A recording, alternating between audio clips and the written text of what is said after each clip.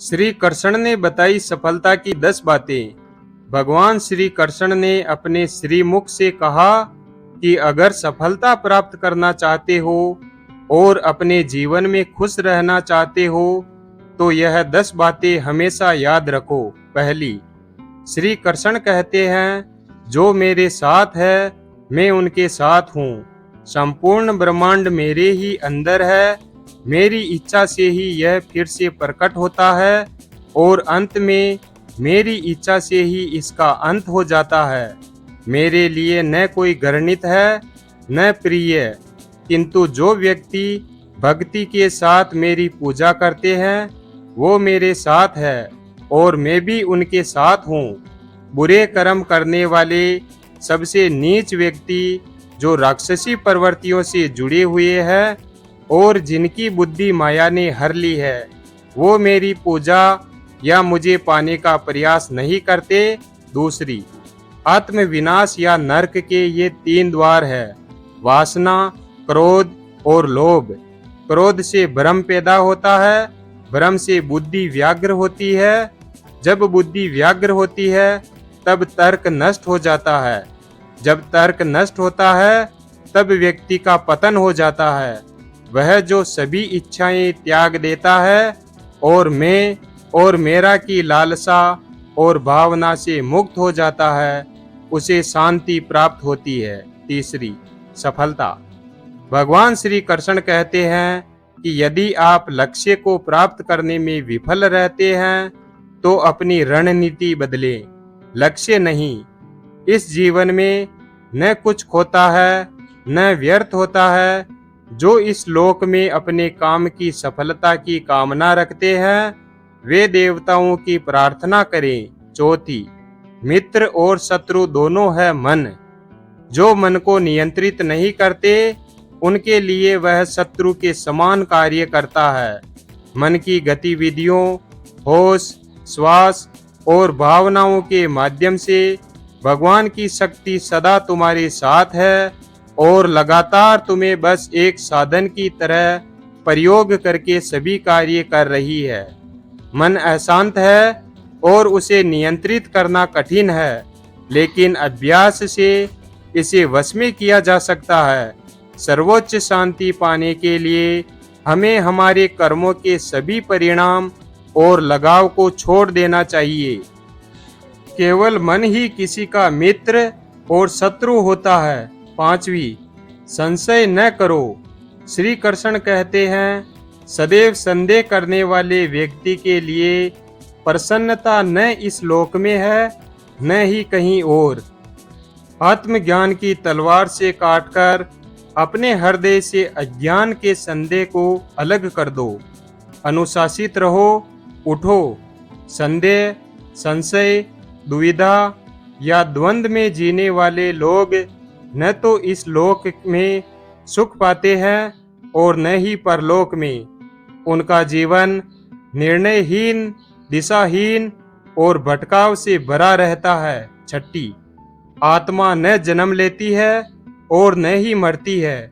जन्म लेने वाले के लिए मृत्यु उतनी ही निश्चित है जितनी कि मृत होने वाले के लिए जन्म लेना। इसलिए जो अपरिहार्य है उस पर शोक मत करो।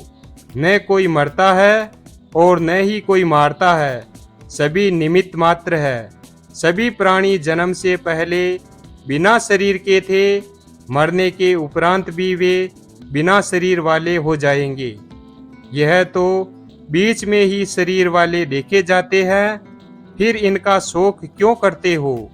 यह आत्मा किसी काल में भी न जन्मती है और न मरती है, क्योंकि यह आत्मा अजन्मी, नित्य, शाश्वत और पुरातन है। शरीर के नाश होने पर भी यह नष्ट नहीं होती है। कभी ऐसा समय नहीं था जब मैं, तुम या ये राजा महाराजा अस्तित्व में नहीं थे, न ही भविष्य में कभी ऐसा होगा कि हमारा अस्तित्व समाप्त हो जाए। हे अर्जुन, हम दोनों ने कई जन्म लिए हैं, मुझे याद है, लेकिन तुम्हें नहीं। सातवीं, कर्मवान बनो।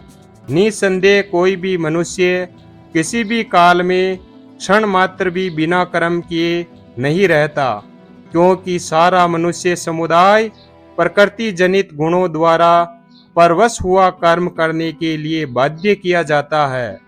अपने अनिवार्य कार्य करो, क्योंकि वास्तव में कार्य करना निष्क्रियता से बेहतर है। ज्ञानी व्यक्ति को कर्म के प्रतिफल की अपेक्षा कर रहे अज्ञानी व्यक्ति के दिमाग को अस्थिर नहीं करना चाहिए। अप्राकृतिक कर्म बहुत तनाव पैदा करता है। किसी और का काम पूरा करने से कहीं अच्छा है कि अपना काम करे, भले ही उसे अपूर्णता से करना पड़े। बुद्धिमान व्यक्ति कामुक सुख में आनंद नहीं लेता। कर्म योग वास्तव में एक परम रहस्य है।